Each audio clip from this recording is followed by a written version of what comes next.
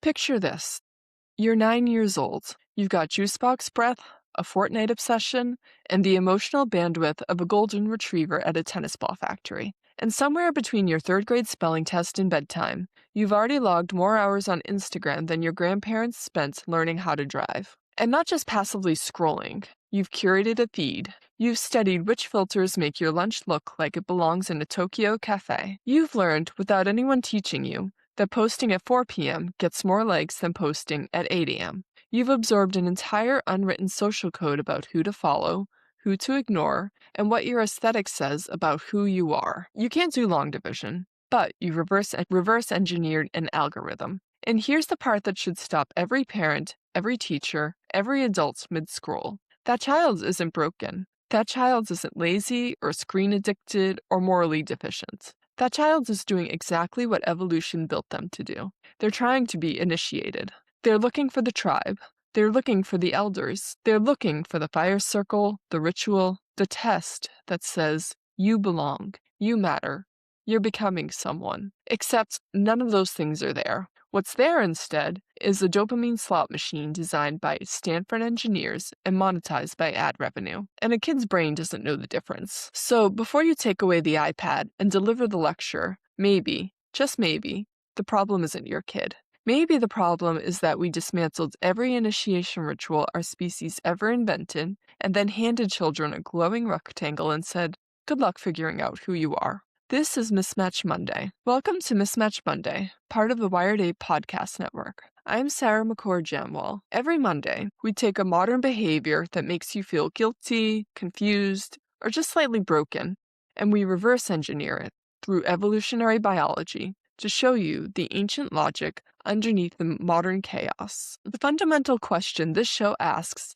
every single week is, why does your brain do something that seems irrational, self-destructive, or confusing? And what was it actually designed for? Because you are not a failed modern human. You are a spectacularly successful ancient one, running biological software that was last updated during the Pleistocene, living in an environment that would give your ancestors a panic attack. Today's episode is about children and social media, but it's not the episode you've heard before. We're not going to tell you screens are bad. We're not going to wave around a study and say dopamine equals addiction equals your kid is doomed. We're going to do something different. We're going to argue that social media has quietly hijacked one of the most powerful, ancient, universal human experiences, the initiation ritual, the rite of passage, the mechanism by which every human society, for hundreds of thousands of years, turned children into adults. And we're going to show you that the reason your child can't put down the phone isn't because the phone is too powerful. It's because the initiation ritual-shaped hole in their life is too big. By the end of this episode, you'll understand the neuroscience behind the scroll, the anthropology behind the obsession, and what ancient cultures did that we stopped doing. Let's start with the numbers. Let's lay out the scale of this, because it's easy to nod along and say, yes, kids are on screens too much, without registering just how enormous the shift actually is. It's like saying the ocean is wet. Technically accurate, cosmically underselling it. According to Common Sense Media's 2025 census, 40% of children have a tablet by the age of 2, not 2 years into elementary school, 2 years into being alive, and nearly 1 in 4 children have their own personal cell phone by age 8. Age 8! These kids have a portal to every human who has ever posted a thought. Kids under 8 are averaging about 2.5 hours of daily screen time. By the tween years, ages 8 to 12, that jumps to about 5.5 hours a day. And teenagers, ages 13 to 18, they're spending over 7 hours a day on screens for entertainment alone. That's not counting schoolwork. Over 7 hours. Let me do the math here, because I want people to actually feel this. A teenager sleeps roughly 8 hours. They're in school for 7. That leaves approximately 9 waking non-school hours, and 7 of those are absorbed by a screen. That leaves 2 free hours for everything else in their life. Eating, showering, talking to their parents, having a thought that isn't mediated by a device. And here's where it gets specific. A Gallup survey found that more than half of U.S. teens report spending at least 4 hours a day specifically on social media apps. The average across 13 to 19-year-olds is 4.8 hours daily. For girls, it's even higher, around 5.3 hours, compared to roughly 4.4 for boys. And let's talk about that gender gap because it matters. It's not just that girls are spending more time. They're spending more time on platforms that are specifically engineered around social comparison, appearance validation, and relational status signaling. Instagram, Snapchat. These aren't neutral playgrounds. They're social hierarchy simulators, and we're dropping adolescent girls into them right when their brains are most sensitive to social evaluation. Pew Research found that 45% of teens themselves say they're spending too much time on social media. That's up from 36% just a few years earlier. These aren't oblivious children. Many of them know something is wrong. They feel the pull and the cost simultaneously, and they can't stop. That's the most heartbreaking data point in this whole conversation, honestly. Nearly half of teenagers are essentially saying, I know this is too much, and I can't make myself stop. That's not a willpower problem. That's a design problem. These platforms are built to override executive function that, by the way, isn't even fully developed in the adolescent brain until about age 25. And the consequences cascade.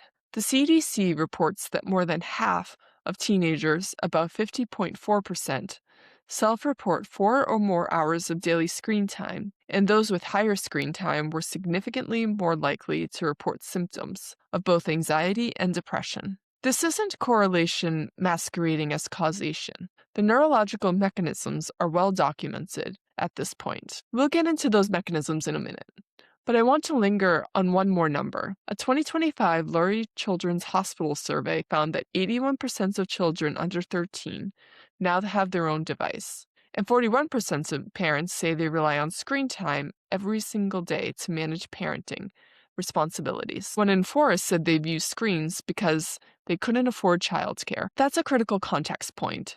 This isn't just a parenting failure narrative. This is a systemic reality. Screens have become the default babysitter, the default social environment, and the default initiation space for an entire generation. Not because parents are negligent, but because the village that was supposed to do this work has been systematically dismantled. And into that vacuum, Instagram showed up with a really good filter and said, I'll take it from here. So now let's go backward, way backward.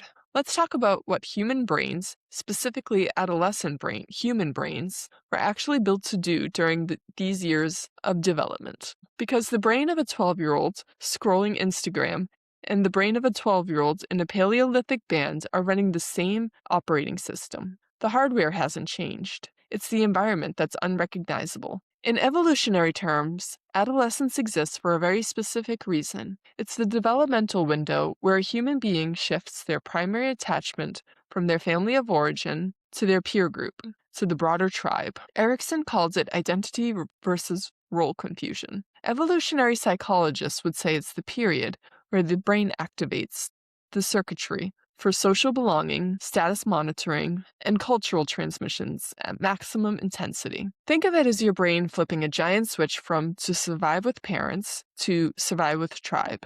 And it does this by dramatically increasing sensitivity to 3 things: social approval, social threat, and novelty. Not because adolescents are dramatic, because for your ancestors, the transition from child to tribal member was genuinely life or death. If you were not accepted by the group, if you failed to learn the norm, the skills, the codes, you didn't just feel bad, you were functionally dead. An isolated human on the Paleolithic savanna was a meal waiting to happen. Group membership was oxygen. And the brain knew this. The adolescent brain goes through a massive pruning and rewiring process, especially in the prefrontal cortex and the limbic system. The reward circuitry, centered in the ventral striatum, becomes hyperreactive to social stimuli. Dopamine pathways light up, not just for food or warmth, but intensely, specifically, for social feedback, acceptance, approval, belonging cues. Dopamine is the neurotransmitter of anticipation and motivation. It doesn't just spike when you get the reward. It spikes when you expect a reward might be coming. And this is critical for understanding both initiation rituals and social media. In ancestral environments, the dopamine system drove adolescents towards specific adaptive behaviors. Watch the elders, learn the skills, in the ritual, earn your place. The reward wasn't abstract. It was the tangible, embodied experience of your community saying, you made it. You belong now. And that experience was mediated by every neurochemical in the social bonding toolkit. Dopamine for the drive and anticipation, oxytocin during the communal bonding moments, endorphins during the physical ordeals, cortisol during the stress and uncertainty, which made the resolution feel that much more powerful, serotonin in the aftermath, as your status in the group was formalized. The initiation ritual was, neurochemically, a full-spectrum experience. It exercised every system in every adolescent's social brain simultaneously. Not one chemical, not one pathway, all of them, in a coordinated sequence that ended in genuine transformation. Arnold van Gennep, the anthropologist who coined the term rites of passage, identified 3 stages that virtually every initiation ritual across human cultures followed. Separation, where the child is removed from ordinary life. Transition, or the liminal phase, where they undergo a trial, a challenge, a transformation. And incorporation, where they're welcomed back into the community with a new identity. Separation, liminal thresholds, reincorporation. It's so consistent across cultures that it's clearly not arbitrary. It maps onto something deep in the architecture of human social cognition. Among the Maasai, boys between 10 and 15 paint their faces, leave their village, and endure physical and mental tests in the wilderness. In Vanuatu, boys as young as 7 leaped from 98-foot towers with vines tied to their ankles, and during their first dive, their mother holds an object representing childhood that is thrown away after the jump. The Apache sunrise ceremony for girls spans 4 days of continuous physical challenge following their first menstruation. The Sateri Maui of the Brazilian Amazon require boys to wear gloves filled with bullet ants, whose sting produces temporary paralysis and days of pain, 20 separate times before manhood is conferred. But here's the point. These weren't sadistic exercises. They were neurobiological technology. Every one of these rituals was precisely calibrated to flood the adolescent brain with the exact neurochemical sequence that creates lasting identity transformation. Stress, followed by communal support, followed by status recognition. And they all shared the same elements: adult mentorship, physical embodiment, real risk, not simulated risk, community witnessing, and a clear before and after identity shift. Yesterday, you were a child. Today, through this embodied, witness, irreversible experience, you are an adult. Your body experienced it. Your community experienced it. And that triple confirmation is what made it stick. It wasn't a certificate. It wasn't a follower count. It was a felt, embodied, socially ratified transformation. And that is exactly what the adolescent brain is wired to seek. Okay, so now we put the 2 pictures side by side. On one side, an adolescent brain calibrated over hundreds of thousands of years to seek tribal belonging through embodied, communal, ritually structured initiation. On the other side, Instagram. The collision is devastating precisely because it's not random. Social media doesn't just fail to provide what the adolescent brain needs. It mimics the shape of what the brain needs while delivering the opposite substance. It's a neurological decoy. It's a hologram of a campfire. It looks like warmth. Your brain reaches for it, and your hand goes right through. Let's trace the hijack pathway by pathway.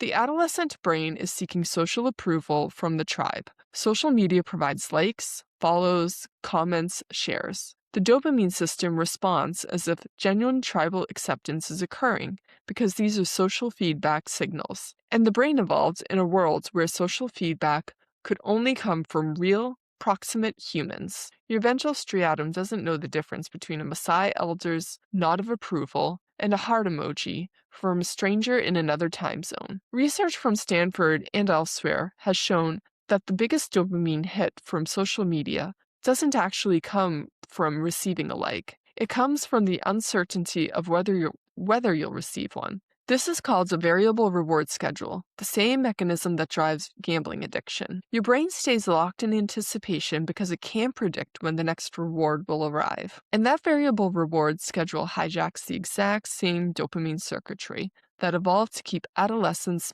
motivated during the uncertain, challenging, multi-stage process of initiation. In ancestral environments, that uncertainty was productive. Will I pass the test? Will the elders accept me? The anticipation drove learning, effort, growth. On social media, it drives scrolling. Same circuit, completely different outcome. The adolescent brain is seeking identity formation through cultural transmission. Initiation rituals taught skills, stories, values, cosmology. You emerged with a role and a worldview. Social media provides an infinite buffet of identity fragments, aesthetics, fandoms, subcultures, viral ideologies, but with no integration, no mentorship, no coherent narrative. The brain is trying to assemble a self from 1,000 shattered mirrors. The adolescent brain is seeking status within a known, stable hierarchy. In a band of 30 to 150 people, your status was legible and achievable. You could see the path from child to hunter, from girl to healer. Social media drops you into a hierarchy of millions, where your benchmark is an algorithmically curated highlight reel of the most extreme success, beauty, and performance on the planet. Your status monitoring circuitry, built for a village, is now scanning a coliseum. And the system is designed to make you feel inadequate, because inadequacy drives engagement. If you felt complete, you'd close the app. The business model depends on your initiation never finishing. That is the deepest mismatch of all. Every initiation ritual in human history had an endpoint. There was a before and an after. You walked in as a child and walked out as an adult. Social media is an initiation that never culminates. The trial never ends. The elders never appear. The community never says, "You're enough." It's a liminal phase that has been stretched into a permanent state. Van Gennep's 3 stages, separation, transition, incorporation, have been hacked. Kids get separation from their childhood identity easily enough. They enter the liminal phase of identity exploration through social media. But there is no incorporation. There is no reentry. There is no village waiting on the other side. Just another free feed refresh. And the neural consequences are measurable. Prolonged social media engagement has been shown to alter dopamine pathways in ways that mirror substance addiction. Reduced reward sensitivity over time, meaning natural pleasures like conversation, nature, even food, become less satisfying. Elevated activity in the amygdala, increasing emotional reactivity, and compromised prefrontal cortex function, weakening impulse control and decision-making, precisely when adolescents most need those capacities to navigate identity formation. The industries behind these platforms know this. Internal research from Meta, revealed by whistleblower Frances Haugen, confirmed that the company was aware its platforms were amplifying harmful content because it increased engagement. The algorithm doesn't optimize for well-being, it optimizes for attention. And the timeline of this mismatch is stunningly recent. For roughly 300,000 years of Homo sapiens' existence, adolescence had initiation, structured, embodied, communal, and finite. The dismantling began with industrialization, accelerated through the 20th century as traditional communities fragmented and reached its current state in essentially one generation. The first iPhone was released in 2007. Instagram launched in 2010. TikTok went global in 2018. In evolutionary terms, this happened in a blink. Your kid's brain is bringing 300,000 years of preparation to a problem that's 15 years old. The brain is not the problem. The environment is the problem. So, what did work? What did ancient cultures do with this tremendous, vulnerable, chemically volatile adolescent energy that we've essentially abandoned? They didn't ignore it.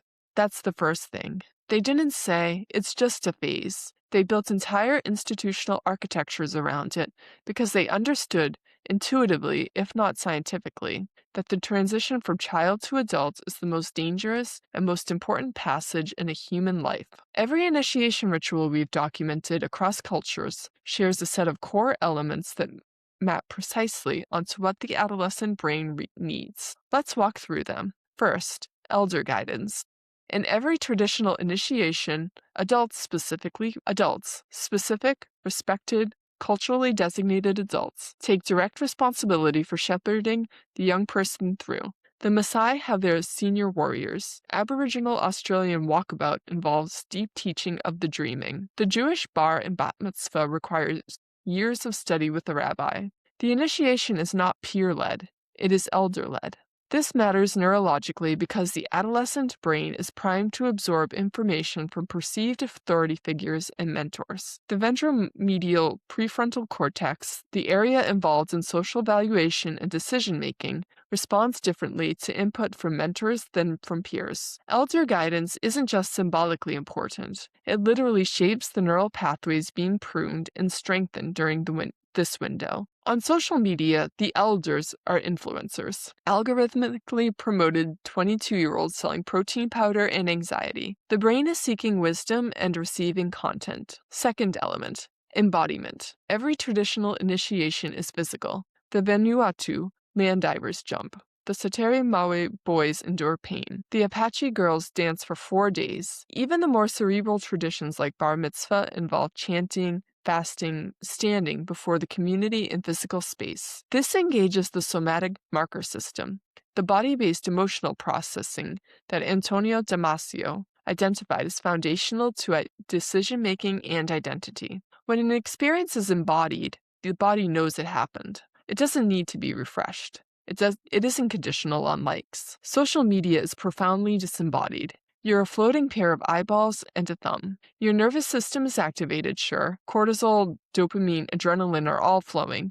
But there's no physical resolution. No sprint, no dive, no embrace. No embrace. The stress hormones fire without the physical release that evolution designed to follow. It's chronic activation without catharsis. Third, real stakes. In traditional initiations, there is genuine risk. Not simulated, not gamified, real.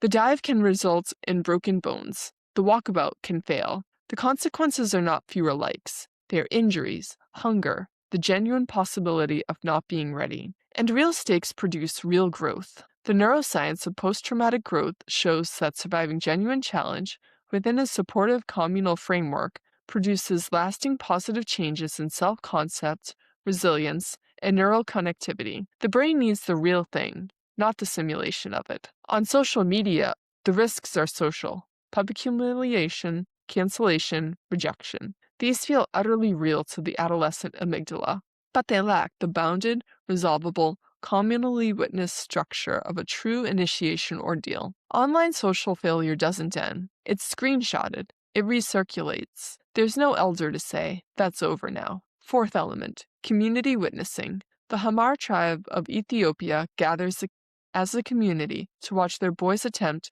the cattle leaping ceremony. In Japan's Seijin no Hai, local governments host official ceremonies for 20-year-olds with speeches and public acknowledgement. The quinceañera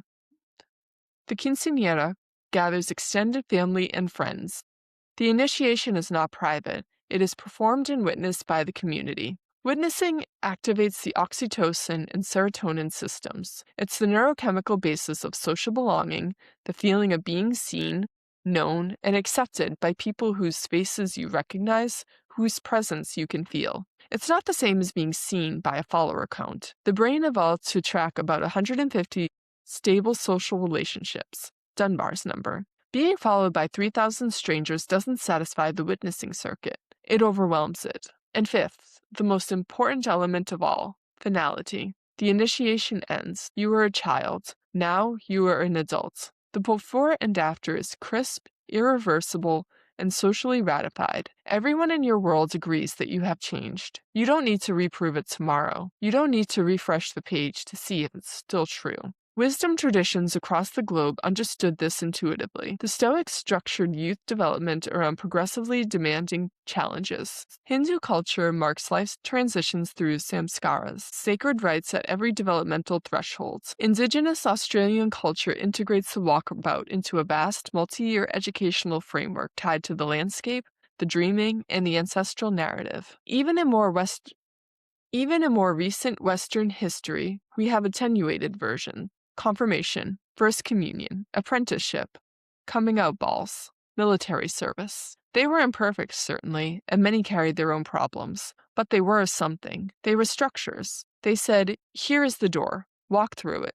We'll be on the other side. What we have now in many contemporary Western households is a 16th birthday party, maybe, a driver's license, a high school graduation where you throw a hat in the air. These are celebrations, not initiations. They mark a date on a calendar, not a transformation in a person. And a kid who has no initiation to walk through will try to build one out of whatever materials are available. Today, those materials are apps. So let's bring this together, because if you've stayed with us this far, you might feel one of two things: despair or recognition. We're hoping for recognition. Here's the reframe. Your child is not addicted to their phone. Your child is starving for initiation. Their brain, which is functioning exactly as evolution designed it, is scanning the environment for signals of belonging, identity, and transformation that every generation of their ancestors received, and it's finding a feed where the village should be. The scrolling isn't the disease, it's the symptom. The disease is a ritual vacuum, a culture that industrialized everything except the one thing the adolescent brain needs most: a structured, embodied, elder-guided, community-witnessed passage from childhood to adulthood. And this is actually hopeful, because if the problem were brain damage, we'd be in trouble. If the problem were some novel pathology of the modern brain, we'd have to invent a solution from scratch. But the problem is environmental. The brain is fine. The environment is missing things, and environments can be rebuilt. What we're not saying is that social media is harmless, or that you should just let your kid scroll because it's evolutionary. The platforms are engineered to exploit the exact vulnerabilities we've described. The business model is predatory. That remains true. But what we are saying is that confiscating the phone without filling the ritual vacuum is like taking a thirsty person's salt water and offering them nothing in return. They're going to find the salt water again, because the thirst doesn't go away. The question isn't, how do we get kids off screens? The question is, what do we put in the space that screens are occupying? All right, data drop time. Rapid fire. Save these, share these, argue about these at dinner. Ready? 40% of children have a tablet by age 2. Nearly 1 in 4 have a personal cell phone by age 8. U.S. teens average over 7 hours of recreational screen time per day. After sleep and school, that leaves approximately 2 hours for non-screen waking life. The average teen spends 4.8 hours a day on social media alone. Girls average 5.3 hours. Boys average 4.4. More than half of teenagers, 50.4%, report 4 or more hours of daily screen time, and those with higher screen time showed significantly elevated rates of anxiety and depression symptoms. 45% of teens say they spend too much time on social media. 44% say they've already tried to cut back. They know. They can feel it. Social media platforms employ variable reward schedules, same mechanism used in slot machines and in substance addiction, to maintain engagement. The biggest dopamine hit comes from not receiving a reward, but from the uncertainty of whether one will arrive. 81% of children under 13 have their own device. 49% of parents use screen time every single day to manage parenting logistics. For 300,000 years, every human society had structured initiation rituals. The first iPhone shipped in 2007. We deleted 300 millennia of ritual technology in 19 years. Arnold van Gennep's 3-stage model of initiation, preparation, transition, and incorporation appears in every documented human culture. Social media provides only the first 2 stages. The third never arrives. Adolescent screen time nearly doubled during the pandemic, from roughly 3.8 hours to 7.7 hours a day for 12 to 13-year-olds, and researchers predicted it would not return to baseline. They were right. The adolescent brain will seek initiation whether we provide it or not. The only question is whether that initiation is structured by elders or engineered by algorithms. So here's where we started. A kid on Instagram, juicebox breath, and an algorithm. And here's where we land. That child is not failing. That child is searching for a tribe, for a trial, for an elder who says, you're ready, for a community that says, you're one of us now. And the most important thing you can take from today is this. The problem is not the child. The problem is not even the phone. The problem is the absence of what the phone replaced. And absences can be filled. Subscribe to The Wired Ape on podcast platforms. Follow us on Instagram, which, yes, we recognize is ironic. Visit thewiredape.com for the full article, citations, and show notes. And remember, you're not a broken modern human. You're a beautifully hardwired ancient one, doing your best in a world your brain didn't build. Be kind to the ape. See you Wednesday.